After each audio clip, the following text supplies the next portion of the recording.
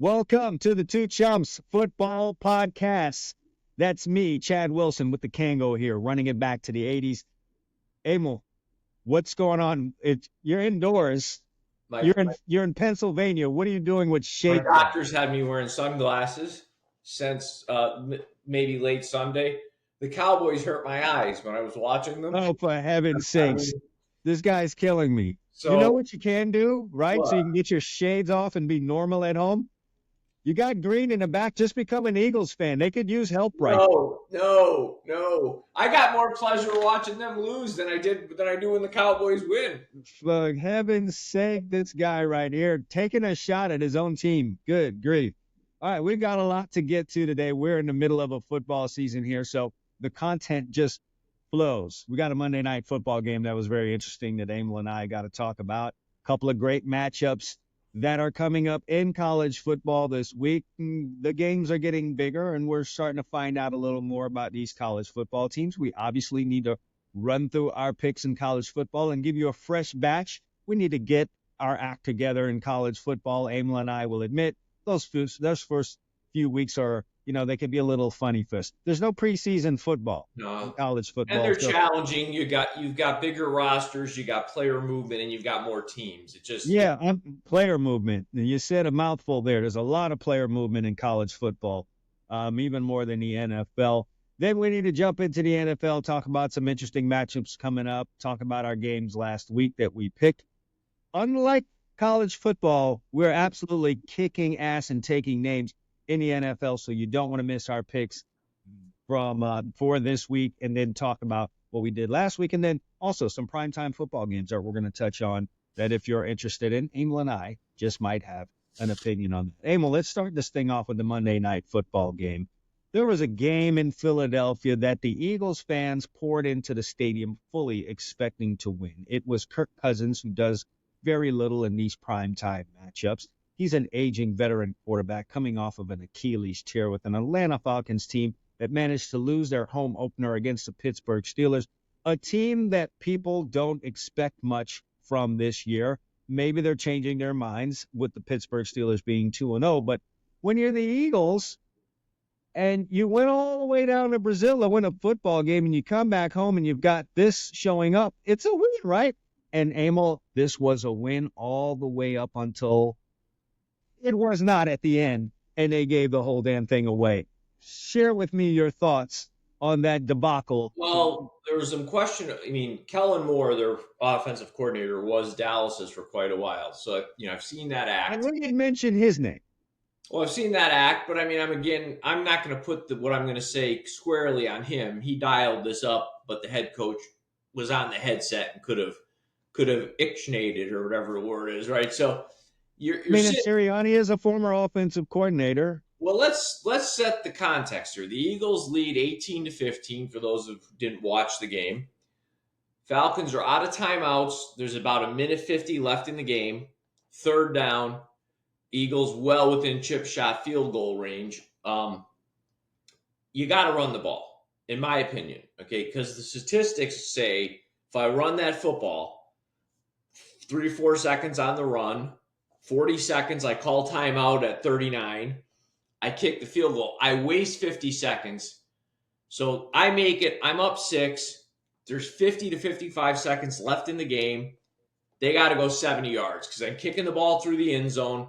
They got to go 70 yards, no timeouts in 55 seconds, okay? The Eagles dial up what I call a genius play. A pass, a play action, so to speak, where Saquon Barkley comes out in the backfield. He's open. The play is there. I've no denying that. He drops the football, misses it, whatever. Clock stops. I don't think the average fan really realizes the difference between a professional quarterback going 70 yards in a minute 40, 45 versus what I said, 55 seconds. You've added minimum 3 to 4 plays. So everything changes. Your defensive calls change. The psyche of your defense changes. So you could say, well, the play was the right play, but the execution wasn't there. If that's the case, everybody would run play action because usually there's a guy open. But the question is, what happens when it goes sideways? And that's what happens. Listen, this is the NFL. That is Saquon Barkley. Ball hits you in the hands. Got to Make catch it. her. I got you. But I'm also in your court. Run the football, run the time down, put all the pressure on the Atlanta Falcons to drive the entire length of the field. What concerned me also, I wasn't as concerned about that because you had a play, right? Falcons selling out against a run. If I get a leak of back into the flat, I got a good chance of it being open. He catches it, goes in the end zone. Game's really dead right there, right? We're up 10 with, under 2 minutes. I was totally puzzled by Vic Fangio's decisions in terms of the defenses called in that final drive. You really did make the aging, overpriced quarterback look great because you decided to turn it into 7-on-7. You played a super loose coverage. You're not getting a pass rush the entire game, so you know that any coverage you run where there's only 4 guys rushing is probably not going to get there. It hasn't gotten there all day, and now we're talking crunch time. So you're not getting that, and he's just throwing into windows. If there's anything Kirk Cousins or most quarterbacks in this league can do, is that.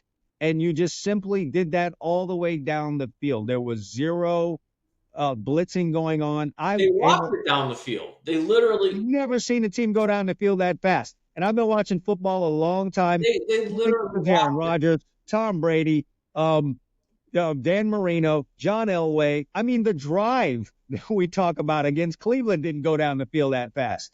But you know what was odd? Again, I go back to this, the defenses were odd. But if there's 55 seconds left, you can play where you really pinch that outside, funnel to the center. Even if they hit a 20-yarder on the first play. Tackle them down in the middle of the field. 25 seconds are off the clock. By the time they run the play, run up the field, get to the line. So now you're from 55 down to 30. Again, it changes everything, including the mentality of your players. And Fangio called weird defenses. I don't understand. I get it. Nobody wants to be the guy to say, oh, well, I called a blitz. I'm not saying a zero blitz. But why not bring a 5th rusher in those situations? Bring a guy, somebody. Yeah, force the quarterback to get rid of the football. Don't let him stand there looking around the field. And like you said, an NFL quarterback that's half competent can throw into windows. If you can't do that right there, you're not an NFL quarterback. They're going to get you off the field. Not one time did you bring any kind of a pressure to move him off. Again, this is an aging quarterback off of an Achilles tear. Move him off his platform. Force him to throw the ball on someone that's potentially covered. I mean, you showed and on top of that, you've got Darius Slay on one side, a Pro Bowler. On the other side, you've got a rookie corner. I get he's a rookie, but he's the first corner taken in the whole draft. I mean, we're talking about a guy that can play here. Yeah. And you didn't give him a chance. You just told him to come up and make a tackle, basically. And they just moved straight down the field. And then what happened at the end, it might have, at this point, I don't want to make excuses for Darius Slay because you two also are a veteran. You're a veteran defensive back. You played enough football to not be sitting there with your eyes in the backfield and make this error. But he was probably thinking, man, in these situations right here, we'd probably be in man. Here I am playing zone. My mind's all messed up. You hit Drake London for the touchdown, and that's this team. The more I watch that game and the way their coach acted and some of the things you said, it certainly has the potential to become combustible. I mean, I'm like Sirianni is unhinged on the sidelines. Completely unhinged. He doesn't act like an NFL coach. I mean, he almost, and with all due respect, I say this because I like the guy and I root for him. He kind of reminds me of Sark when he was drinking. I mean, it's just bizarre behavior. He's running around. He's it's just weird to see a guy coaching an NFL team acting like that. And these moments too, crunch time, and to be honest, the time where he was flying off the handle, I think they were winning the game. But you need You need this. You need a guy leveled off. You need a level-headed guy. Your head guy should be level-headed. Maybe your offensive line coach is losing his mind, or your linebacker coach is losing his mind, but your coordinator should be under control because they got to dial up some plays, and then your head coach should be level-headed. He should be keeping all those guys, but no, they're over there trying to calm down the head coach who's acting like he's out of his mind. It's going to be interesting to see how this. It's going to be interesting, and we'll talk about that game later. Yeah, more on the NFL coming up. Let's dive into college, because I tell you what, college was an interesting week, challenging for us from a picks perspective, and then there were some interesting games. Listen, I was definitely tuned into South Carolina versus LSU. I've become enamored, if I could use that word, with some of the dudes that South Carolina has. They're not yet a complete football team. No. And I don't know if they're going to be that under Shane Beamer. That remains to be seen. At least he's in a place where they'll give you a long rope. Not like Gainesville. No. But the kid, he's got it in. Dylan Stewart is unreal. He's a freshman. And the specimen they have at tight end, imagine a kid 240 pounds runs a 10 flat 100 meters. So they're finding these guys across the country, mainly the DMV area. And I just like what they have going on there. Outside of those guys that they named, they've got great individual players. And they really had LSU in a chokehold, Emil, for 59 minutes of this football game. They were giving them all that they can handle. LSU has to be exhausted walking out of that. Somehow, Brian Kelly ended up getting a win in this game, 36-33, but he had to walk through fire and hell to get it. And kudos to him for getting that done. I don't know what they have left for their games, the next game.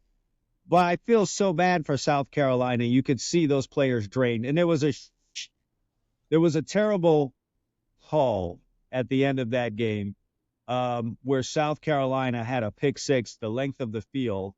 And one of the guys two-hand shoved the quarterback, blocking for the guy running for the touchdown, and they, called it roughing, unnecessary roughness, called the play back. That would have really salted the game away, so you hated to see that.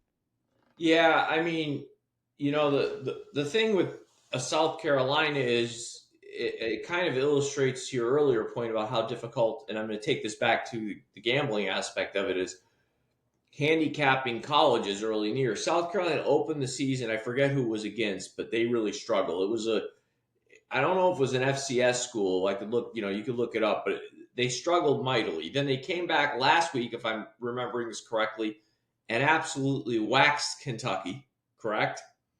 Yes. And then they came into this game and almost pulled off an upset. And then you could take that with Kentucky, which we'll talk about in a little bit, who got crushed by South Carolina and did what they did last Saturday. So, I mean, this first month of the season, you're going to see a lot of inconsistency in college football. And what makes the great teams, they'll continually get better as the season goes along. And everybody else will continue the choppy performances. We'll see what South Carolina becomes, because they've had guys there over the years. I mean, let's be honest, they've had some talent there. I mean, Jadeveon Clowney, we could start there. Marcus Lattimore. They've had guys. So we'll see if they are ever able to piece it together where they're actually consistently winning program. They've had over the years, once in a while, they'll throw you a 9-win season, throw you a 10-win season.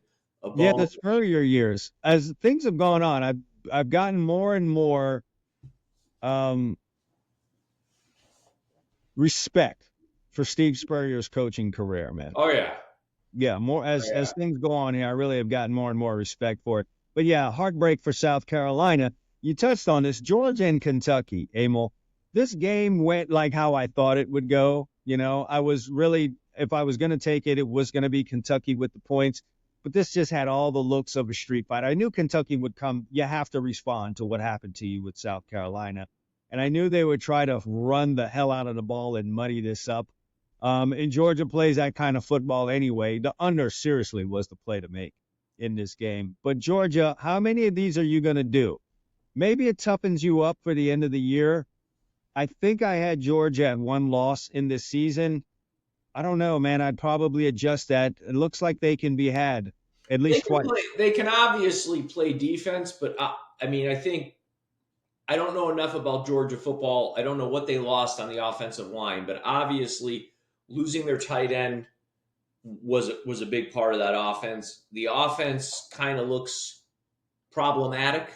Um, I mean, Kentucky. I They're mean, not dynamic, but they never strive for that. And a big part of that, Emil, is it's Kirby Smart, a career defensive guy, played safety, defensive coordinator, and his right-hand man there in Georgia is Will Muschamp, who they played oh, together in the Georgia secondary. So they're not going to sit there and go willy-nilly and run hurry-up offenses and have their no, defense no, no, chasing no, no. behind the I'm play. not. I'm not asking them to be Kiffin or Riley or Sark. I'm saying you got to be able to go out there and move the ball efficiently. And even in the Clemson game, Clemson just had no offense. Eventually, they just ran out of gas. But it wasn't like for the first 2.5 quarters, Georgia was going up and down the field. No, they had trouble there as well. It was a big defensive battle. It was a freak-off of defense. Oh boy.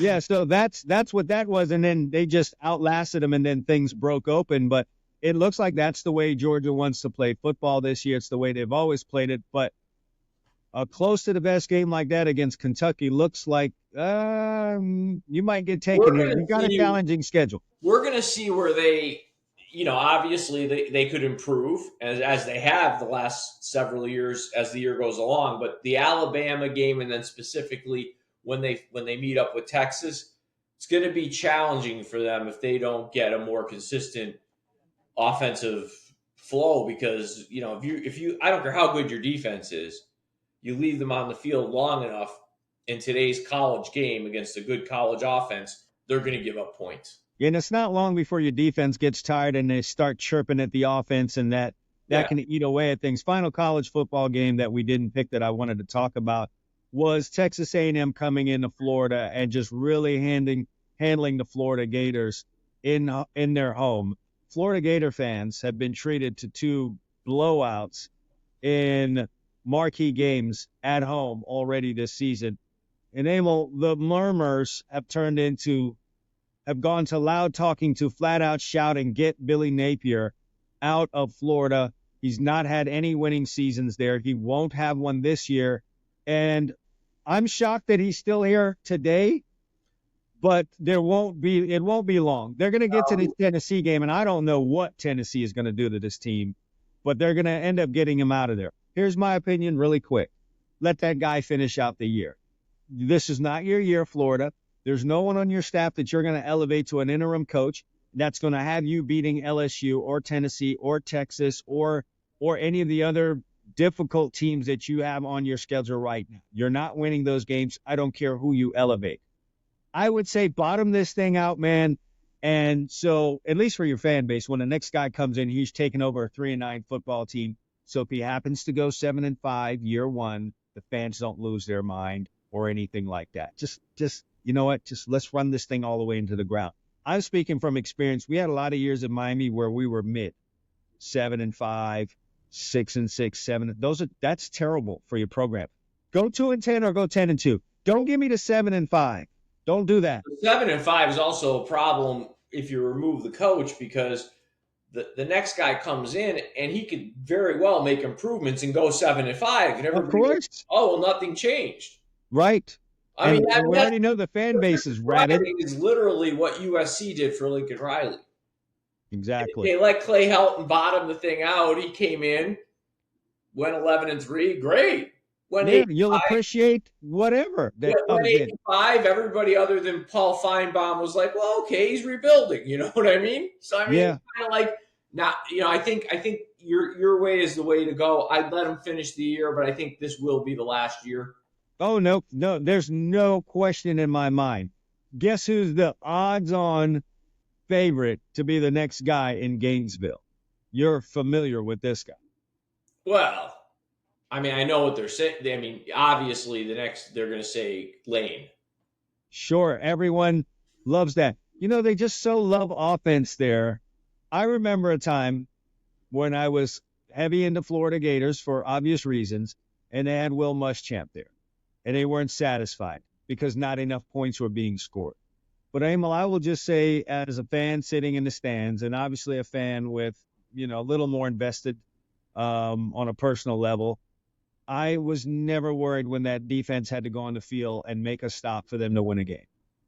The fans, though, needed 30 and 40 points put up because they were coming off that Urban Meyer era. And so being in a dogfight with Kentucky or not absolutely running Vanderbilt into the ground was not enough for those people. They needed offense. You finally got it with Dan Mullen, but guess what? The defense went out the window. And the biggest problem that I see right now in Gainesville is what's happening on the defensive side of the ball. That defensive culture is completely gone. And I'm here to tell you it's very hard. It takes a while to restore that. And Lane Kiffin is not the guy to do that. I would give, again, Lane's entertaining in Mississippi, and they're actually ranked 5th this year. But, they've played some.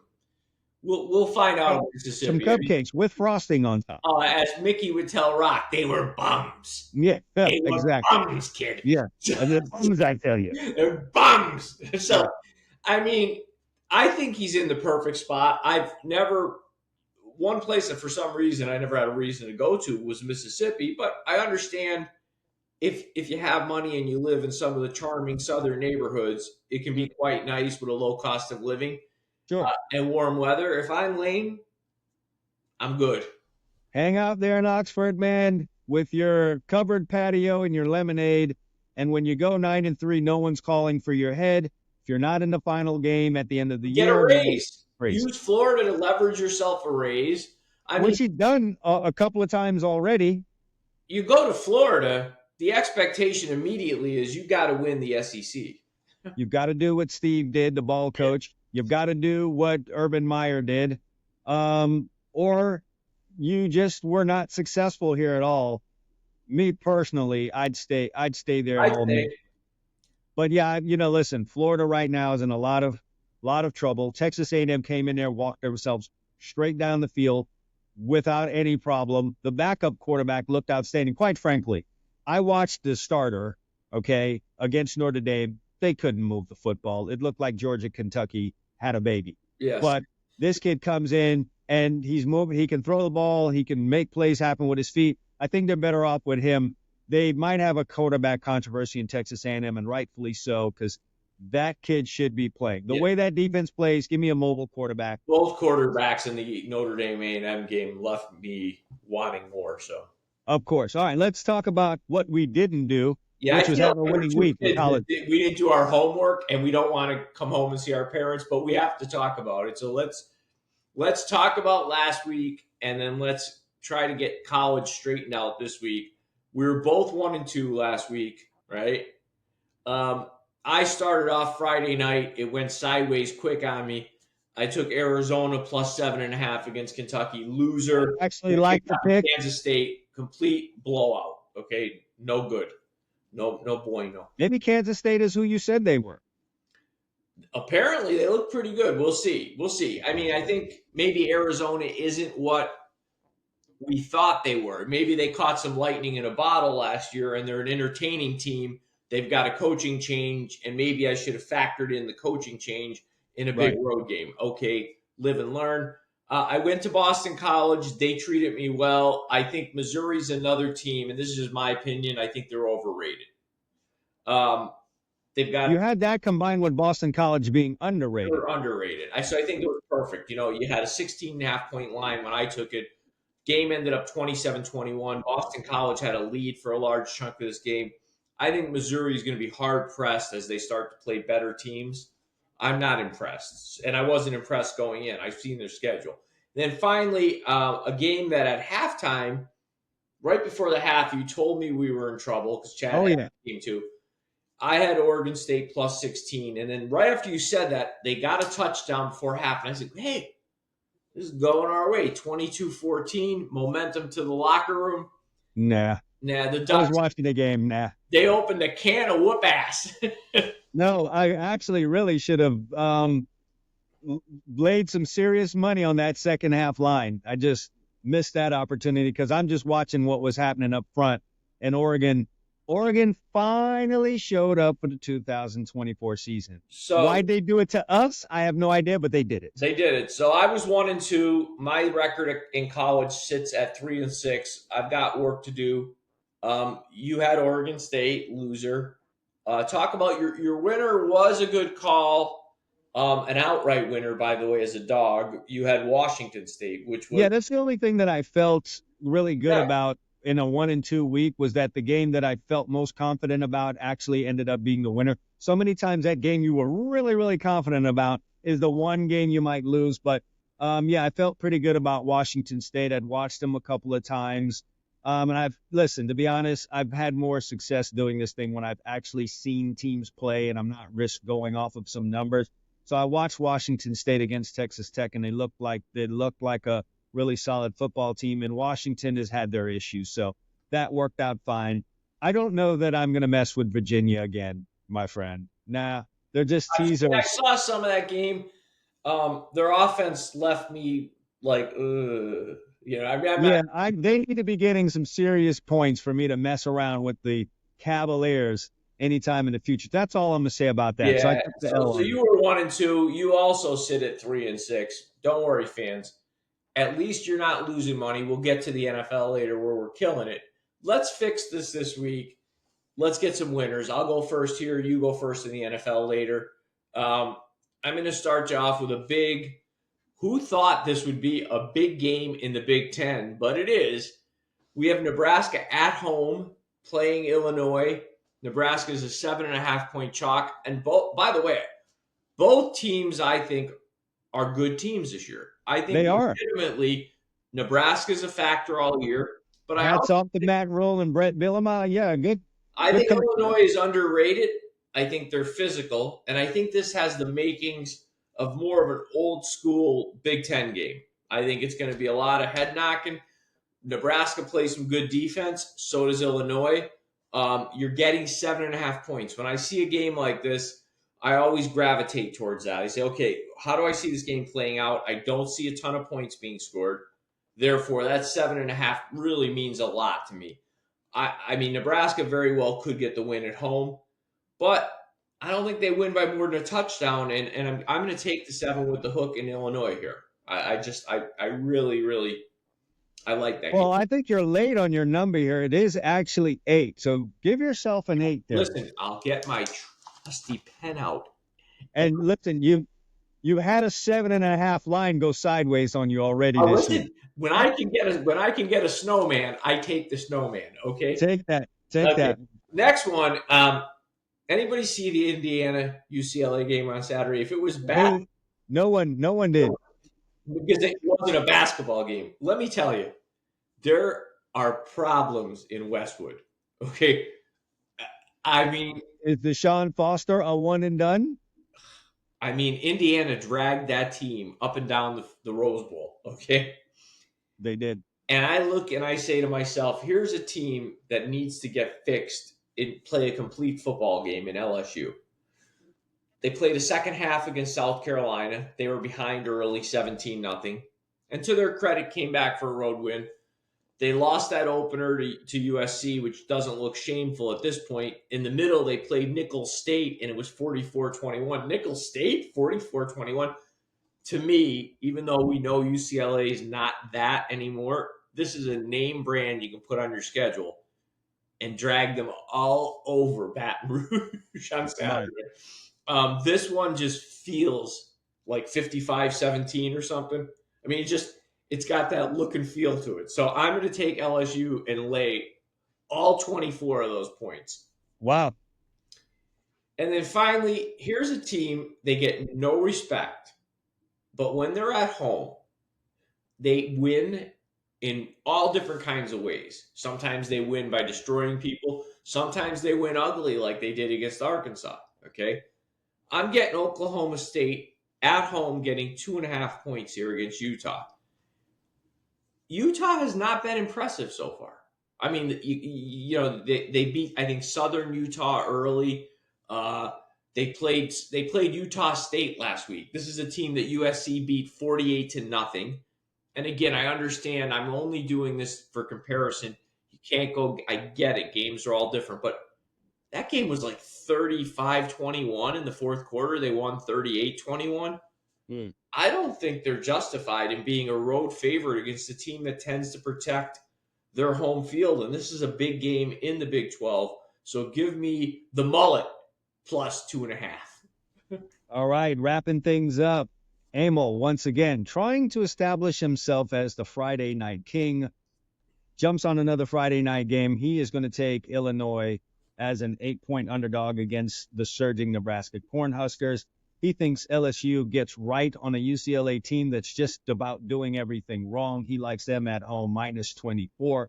And then he likes Oklahoma State getting 2.5 at home. Are they at home? They're at home. At home against Utah State. Utah. Well, I'm going Utah, my bad. Utah, definitely a difference. Big Utah. All right, Emil, I'm going big game hunting this week, messing around with the big games. I'm going to start off in Ann Arbor. It is your school, the one that you have professed your love for, USC, heading out to take on Michigan. There are a lot of people here that are going to go run to the window and want to hand their money to the man behind the counter for the Michigan Wolverines, figuring there's no way the defending college football champs are going to sit here after what happened at home against Texas and treat the Wolverine faithful to another beatdown by another Big Ten opponent upon their soil. Emil, I'm here to tell you, I see it happening. Right now, USC is playing really good football. What they did against LSU was not a fluke. I love the way they're playing along the line of scrimmage, most notably the offensive line. They are flat out getting it done there. Miller Moss is that guy. I'm really been impressed with him. They have weapons, and the defense is running around and making plays. When I look at Michigan, here's a team that's having trouble doing the stuff that Michigan does, running the football and playing defense. And if you're Michigan and you're not going to be able to run the football and play defense, well, what the hell are you anyway? So that's a big problem for me, and I don't know that you fix that against a team like USC. You fix it against the Miami of Ohio's and the Bowling Greens of the world. That's not who you're playing this week. I don't see any of that being fixed. You have all types of trouble with Arkansas State. First of all, stopping them from going down the field. Second of all, just having any semblance of an offense against them. So much so that you're making a flip at quarterback. And, once you start doing that, Emil, you have all sorts of problems. So that Texas game was not a fluke. I think USC is playing strong enough football. Can you be nervous about them all of a sudden laying points on the road? You can. But don't be too nervous. It's under a touchdown, and USC is flat out a better football team right now than Michigan. So give me USC minus 5.5. Also going with a big game and with a road team who's also a favorite. I have been thoroughly impressed when I cut on the film of Tennessee. On defense, they're doing what they need to do. They're running around. Offensively, Emil, they are a juggernaut. I know everyone's talking about the points that Ole Miss is putting up right now, but they're doing it against the cupcakes with frosting. When I watch Tennessee, they're absolutely pounding people in the run game. And this is not what you would think about when you think Josh Heupel and Tennessee. You're thinking teams throwing the ball around. Well, if you've had a chance to watch, this team is absolutely running the football with reckless abandon. Oh, and if you decide somehow that you're going to take that run game away, they've got a pretty good quarterback that can throw the ball all around the yard if you pile yourself into the box there. So there's just too many ways that Tennessee can beat you right now. Oklahoma has looked, what's the word I'm looking for? Choppy to start things off here. Not blown away by what they're doing defensively. They're not especially dynamic offensively. And so, yeah, they will defend their home turf with pride early on, but it's just going to be too much of Tennessee, too many weapons. And as a 7-point favorite, that's going to shock some people. And another game where people are going to run to the window to back the home team, but you shouldn't. I think Tennessee's the play here as a 7-point favorite. Finally, Kansas State. They had a primetime football game, albeit Friday night last week, and they dominated Arizona, a team that most people felt would be doing something this year. So, of course, they are going to, garner a lot of attention from people. Well, don't do it too much, and don't do it to the point of going to Provo, Utah against the 30-year-old men that play for BYU and lay 6.5 points. You're asking for trouble. BYU is not ranked, but they're always there and ready to give you a tough football game. And I think Kansas State, on the heels of what they did against Arizona, stroll into Provo with their heads are going to be a little bit too swole here. They may even look past BYU that'll be the mistake of your life. Give me the Cougars of BYU as 6.5-point underdogs at home. See, I'll Just take a an home easy team. summary. Fight on, Rocky Top, and how come there's no bars here? No, so Chad's got USC minus Bring 5, them young. Tennessee minus 7, and BYU plus 6.5. We went big game hunting in college football. That's right. Look, we gave you picks on the games that you set the Tostitos and the dip out for, all right? So no more having to check your score app or wait for that ticker on the bottom of the screen to see how the picks that Emil and Chad made. No, we made picks on the games you're going to sit out and watch on Saturday. If you are going to make picks, head on over to Bovada Sportsbook right now, one of the oldest, strongest, and most experienced, trusted sportsbooks operating online right now. They've been in my face and a part of the internet sportsbook community for really almost from the onset. So if you're looking for great lines, looking for great prop odds, you're looking for great customer service, easy deposit options and bonuses, plus quick payouts, Bovada is your place to be. I'm making this offer for all of our fun Two Chumps Football Podcast listeners. It's limited though, so you better pay attention. The first 3 guys or gals, whoever it is that's listening, that open an account with Bovada and pay attention, make a deposit, I'm going to send you $50. Compliments of the Two Chumps Football Podcast. First 3 folks that can head in there and do that. Here's how it works. Go open your account at Bovada. You must use the link that's in the description for this show. So if you're watching us on YouTube, we'll have that link there. You're listening to us on Anchor, Spotify, or whatever your podcasting streamer is, we will have the link there. You must use that special link. Open your account, make your deposit, send an email to cwilson@gridironstuds.com. Again, that's cwilson@gridironstuds.com. Let me know you made the deposit. We'll check on that. If you happen to be one of the first 3, you will be sent $50 via Venmo. So get yourself a Venmo account too as well if you have that. You should have one already. So we're making that a special offer to you. Week, 4 of college football, week 3 of the NFL. Get down in the action, and you got a little change from your boy here for opening your account with Bovada. So go make that happen. Emil, let's talk NFL. I've been chomping at the bit after college. Felt like I didn't do my homework, The NFL's like you came home with an A. Exactly. In your PE class, by the way. Yes. All right, so you ready? Yeah, let's jump to it. We're going to talk about what we did last week. Did you watch what happened to my Cowboys on Sunday? I mean, the first 6 times the Saints had the ball, counting out of halftime, they scored a touchdown. Like, you almost have to not try to give up that. I get it, right? Cowboys shouldn't play football like that at home. But I'm telling you right now, the New Orleans Saints offense is insane. They're making full use of the weapons that they have. There's some really good play calling going on. Who knows if this will last all year? Maybe the play caller's just in a zone, but you've got to give them credit. Alvin Kamara is Alvin Kamara. He's a problem. But Pete Shaid, Chris Olave, Derek Carr is actually a good quarterback. You folks out there in Las Vegas, you let a good quarterback go. But this is what he looks like when he has tools, he has play calling, and he looks comfortable. Right now, that's the best offense in the league. Yeah, I mean, you're right. I mean, still disheartening. Anyway, we'll touch on that when we summarized the picks last week. Let's start with you, since overall you're slightly ahead of me in the NFL. You went 2-1 last week, and that puts you at 5-1 on the season. You've had 2 really good picks, and even your loser wasn't awful. Just God knows, we thought Sean Payton could do a little bit more out there. You had the Bucks +7, outright winner, and I have to. I had that pick as well. I just loved the Bucks in that game. I was with you. I said, geez, I'm not liking the way Detroit's season's starting so far. Mm-hmm. A lot of mistakes from Goff. Just a lot of things that they need to clean up in a hurry if they want to be a championship football team. So the Bucks are impressive, and that South Division now is looking like, hey, Tampa and New Orleans might be a very interesting race for the NFC South, but the Bucs were a winner for you. Then you had the Saints plus 6.5. Great pick. They've done me well the last 2 You weeks. had to feel like a genius as you watched them just roll up points in that game. So you had 6.5. And then finally your loser, like I alluded to, the Broncos plus 3 with Sean Payton. 13-6 at home is disappointing. I know the Steelers have a pretty good defense, but come on.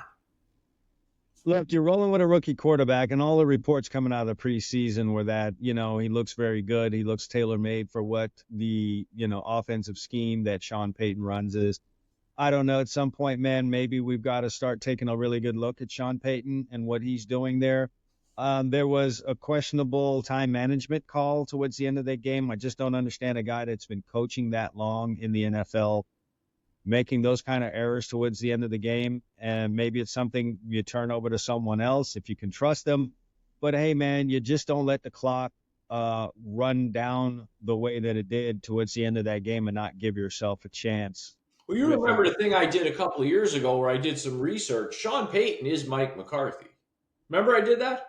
I mean, they're oddly similar on paper. On paper, they've got almost I don't know what's happened with Peyton the last couple of years because of the losses he's taken in Denver. But going into this stint with Denver 2 years ago when I did this, McCarthy and Peyton essentially had almost the identical regular season record. Each had a first ballot Hall of Fame quarterback that each managed to win only one Super Bowl with.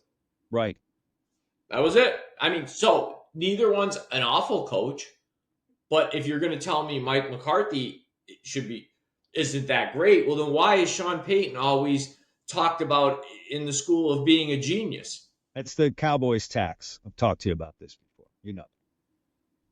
I guess. Yeah, Payton was in Dallas doing this, and McCarthy was in, New Orleans and then now Denver. Payton would be taking more criticism. No question. Yeah, I guess. So anyway, you were 2-1. You're 5-1 on the year. That's very good, man. Keep that up. And we're hoping to do that. I had the Bucs winner. My loss, very disappointing. Took me out of a last man standing pool, by the way. I had the Ravens. I as well. Yeah. Running with that. We didn't talk about that. We made those picks separate. I had the Ravens minus 9.5. They had a 10-point lead early in the fourth quarter in this game. Yeah, 23-13. I was like, we're golden. We're good here. Not only win the survivors pool. To lose this game outright at home gives me pause as to maybe what I thought the Ravens were going to be this year. Coming off a loss, 10 days. They played Thursday night football. They got an extra couple days to prepare for a game that, you want to get a bad taste out of your mouth. And you come home and lose to a Raiders squad that just struggled against the Chargers. So that was my loss. And then finally, I said all week, I thought the Bengals would show up. I didn't see the pass interference call that allowed Kansas City to win the game. I was disgusted. You know what? By the letter of the law, sure, it was. Yeah. So whatever. But at that point, the Bengals were up 5, and I was getting sick. So I didn't care. I was like, game's a winner. I'm not a fan. I ended up not seeing that play. I did see the touchdown that won the game. Kansas City pulled it out 26-25. I can do math. I got 6. I won. So I'm 2-1 as well, 4-2 on the year. So 9-3 in the NFL. Basically, overall, we're treading water here. We need to get on a roll. So why don't you get us on a roll or continue the NFL roll, I should say. All right. And I'm happy to oblige that. We've got the Minnesota Vikings, who I have in the early going here, Emil, I must admit, I'm impressed, and especially impressed with your USC quarterback, Sam Darnold. Good to see his career, like being revived a la Baker Mayfield. So he's doing good things there. He's showing himself to be the first round pick that he was several years ago. It's funny how that happens when you get into a system, an actual system, an organization that's being run right, and you have some weapons to go with you. So I really, really like the way that he looks. On the flip side, we have Houston, who's 2-0, but Emil, it's really sketchy 2-0. And I know there are a lot of people on the C.J. Stroud train, and there are many reasons for that to be the case. He's shown himself to be quite the quarterback in these early year and a half of his career, or year plus of his career. However, I think there's just a little bit too much hype going on there. The Bears gave them all they could handle. All right. And this is the second week where they had to fumble around to get a win against a mid opponent. They were going back and forth with Indianapolis, who they really should have drowned. And then it took everything for them to beat Chicago. They're worn out from these two very emotional games. One of them was on prime time. And when you win those standalone games, you know there's a couple more. There's a little extra cheese on your pizza the next week. Well, that extra cheese on that pizza is them on the road as a favorite against a 2-0 Minnesota team, which I think is just going to get the Vikings and their fan base really hyped up. And give me the Vikings at home as 2.5-point underdogs here. Going to do something crazy. The Baltimore Ravens, all right? The Baltimore Ravens, a team that I had picked to do some really, really good things this season. And one of those good things was to win 13 games. It was going to be really difficult if what I'm about to predict happens.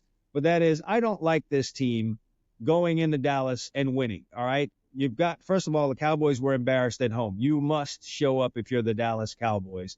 You got a couple of guys here who have heavier bags now because their owner, stuffed something in it. He cashed out his CDs at the bank, and he gave them some money. You cannot get embarrassed at home by the Saints and come out and do anything less than your best football game the next week. I don't care who's coming into town.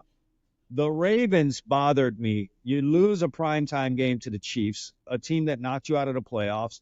You have to respond the next week. And your response was to lose at home to the Raiders. That's very troubling to me. And Emil, from something that I'm seeing is the Ravens are struggling to work Derrick Henry into their offensive attack. This is their big offseason acquisition. He's not really a shotgun running back.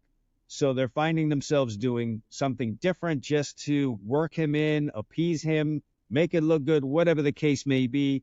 And I just think it's kind of upset how they're trying to do. The Ravens just don't look right offensively to me right now. And the other thing is, we can never accuse Lamar Jackson of being the most accurate. If you mess around in that Dallas secondary, you're going to have a problem. Throw a ball off, be late with a throw. Them two corners from Dallas will go the other way, and you'll have a quick 14 points on you from the defense. All right? I like Dallas to come back, respond at home, especially as an underdog, albeit a small one. I just thought the Cowboys should have been favored in this game. Since they're underdogs, give me the Cowboys +1 at home. The Dolphins, all the talk this week has been Tua Tagovailoa. Losing your quarterback, another concussion, he's out. Okay, let's just write the Dolphins off and their season. Besides, they were struggling offensively anyway with him in there. You know how I feel, Emil, about backup quarterbacks. In that first week, they are a good thing to rely on, because it's difficult for that other team to kind of figure out what they're going to do with this new guy. Now, Skylar Thompson has played games, so there is film out there, but you don't exactly know what they're going to do with him in there because Tua is going to miss extended time. Losing Tua has put a lot of cheese on this pizza as well. The Seahawks are coming off of a nice road win against the Patriots, so they're getting a little extra there. They're getting a little extra for the Tua. I think it's too much. Give me the Dolphins. That's still a good football team. If you're going to make them an underdog, that's the time to take the Dolphins. Give me them, which I think the line is +4.5. I'm going to take the Dolphins on this. Very interesting. So Chad's giving you the Minnesota Vikings at home +2.5 over the Texans. My team, the Dallas Cowboys, at home getting 1 against a desperate Ravens team.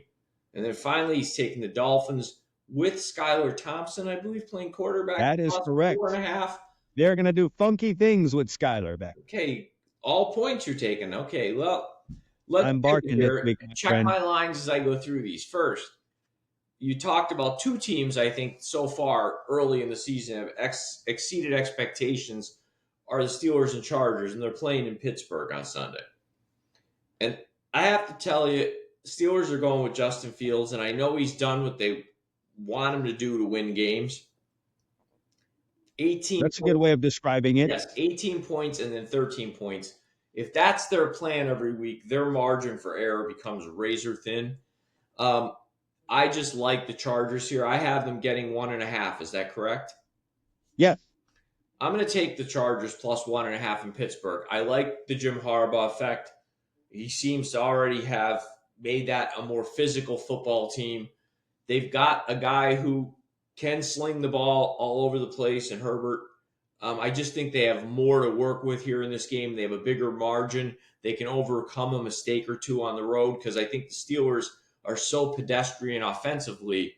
It's going to be hard for them to get separation in this game. And I just feel if it's a close ball game at the end, I have the better quarterback. I'm going to take the Chargers plus 1.5. Next here's a desperate team. To me, their whole season's on the line. It's the Indianapolis Colts. You can't start off 0-3. And frankly, I look at this game and I say, are the Bears a 2-1 football team? Quick answer, no. Everybody we've talked about it. Everybody knows on the show I love the USC Trojans. I want Caleb Williams to do well. But right now, he's struggling with the NFL game. He's not making quick decisions. He doesn't go through his progressions. He wants to bolt out of the pocket as soon as his first read isn't there. None of that bodes well in a game against a desperate football team like the Colts, who really aren't that bad. I mean, you talked about Texans, Packers, tough way to open your season. 2 playoff teams last year. I think the Colts get right in this game. Give me them -1.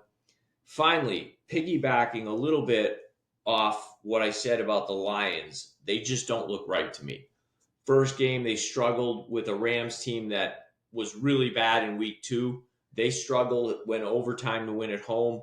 Last week, they lost at home to the Bucs. Now they go on the road. They play the Cardinals. And say what you may, people can laugh at me, but the Arizona Cardinals can be a fit when you have a quarterback like Kyler Murray and a receiver like Harrison Jr. This is a team that took the Bills to the mat in Buffalo before losing by 6, completely blew out the Rams last week. Wasn't even a game. Okay, destroyed them. They're home getting 3 points. They've always been a pain in the ass at home anyway. And, I just don't think the Lions are playing the kind of football you need to play to be a road favorite in the NFL against a competent team. Give me the Cardinals +3. All right, so my friend here is backing the newly entered into the NFL, Jim Harbaugh, with the very physical Los Angeles Chargers heading out to Pittsburgh in what promises to be a fist fight. He likes the Chargers +1.5. He thinks Indy can't go in 0-3. They can't, but he doesn't think they can. Yeah. So Indianapolis -1.5 against their short northern rivals, the Chicago Bears, coming into town. He likes them 1.5-point favorites, and then he likes Arizona at home to keep the magic going with Kyler and Harrison and friends as they take on the Lions as home underdogs. He says Arizona +3. All right, man, before we get out of here, a couple of primetime games that we should probably offer our opinions on. Sunday night, Kansas City is going to travel to Atlanta. Does Kirk have it in him again? Him and his rebuilt Achilles. Can they knock off the Kansas City Give me a line. Chiefs? The line is 3.5 for Kansas City. I'm going to tell you right now, I like Chiefs in this one. I don't know if Atlanta can handle the success. The Chiefs just had that big battle with the Cincinnati Bengals, but this line seems low to me. I know the advice I'm going to give to people they won't adhere to because everybody will be jonesing on a standalone game. This is probably a game I would find something on Netflix if I couldn't watch it without gambling on it, only because I think Kansas City is going to struggle. When I say struggle, I don't mean they'll post wins, but I think most of their games this year will be dogfights because they've got a bullseye on their back. They're going for 3 in a row. They want to get to the end of the story, bypass the regular season, and go for that 3rd Super Bowl in a row. So I think you're going to get some really choppy efforts from the Chiefs. And Atlanta's a team that, like you said, I just don't know. Are they ready to handle the stage 2 weeks in a row? I don't know. If you forced me, I'd be like you. I'd probably play the Chiefs on pedigree, but I wouldn't do it confidently. Yeah, which, why it's not a top pick for any of us. But Atlanta, off of a win and a short week, taking on the Chiefs just doesn't smell right for me. And the line's not large enough for me to take Atlanta. So I would go with the Chiefs if I had to go on it. Jacksonville is heading out to Buffalo. Jacksonville, Emil, has to get it together. You talked about Colts needing to, fix this and not go 0-3. Jacksonville doesn't need to go 0-3. And with that, I think they're going to fight. All right. Not a big play. I have just my opinion on this. I think 5 points is a lot. I think they're going to play their rear ends off. And this smells of a field goal game to me. I just think there's a little, with what's at stake for Jacksonville, it just feels like too much for Buffalo. If I had to play it, I'd swallow hard and take the 5 points because of what you said and the fact that I don't trust the Buffalo Bills in these spots. They seem to play down to whoever they're playing. In other words, if you put the Chiefs in front of them, it's going to be a great game. And, right. Balls to the wall. You put the 0-2 Jaguars team coming in, it wouldn't surprise me if you flip that game on late and it's 14-3 Jacksonville in the second quarter and Josh Allen's running around. Right. Trying to stage this miraculous comeback. So I'm kind of like you. When a team at this early in the season is staring at 0-3, they're going to play hard. And when you get 5 points in the NFL, 5 points is a lot. Yeah, it's significant, man. I'm with you. This just kind of looks like a game where Josh Allen's going to be picking up a lollipop that he licked and let fall into the ground and taking the dirt off of that thing. And Jacksonville falls inside of the number somehow. We get just what they want on prime time, a late field goal. Final one, Cincinnati Bengals are at home 7.5-point favorites against the Washington Redskins, who are coming into town. Cincinnati, another team that cannot go. Before we even talk about the game, you do know the stat last week, but the Giants became. What's that? The Giants became the first team in NFL history to score 3 touchdowns in a game while not allowing a touchdown to their opponent and lose the game. Hey, it's Giants football, baby. Their kicker got hurt early, so they missed 3 extra points, missed them or went for 2 afterwards, whatever. They got 18 points on 3 touchdowns. The Redskins kicked 7 field goals. So I'm here to tell you this. What are you going to do, man? What are you going to do? Listen, if the Bengals... They're making history over there. If the Bengals aren't dominating this game, the Bengals are in for a long season. So if I had to play this game, I'm going to lay the 7.5. It's crazy. We agree on all these little primetime opinion plays. I think the only way you go is with an angry Cincinnati Bengals team inviting a rookie quarterback into their town who's off of a win, who thinks, oh, this NFL thing might be easy. If Cincinnati doesn't absolutely go crazy on this Redskins team, I'm with you.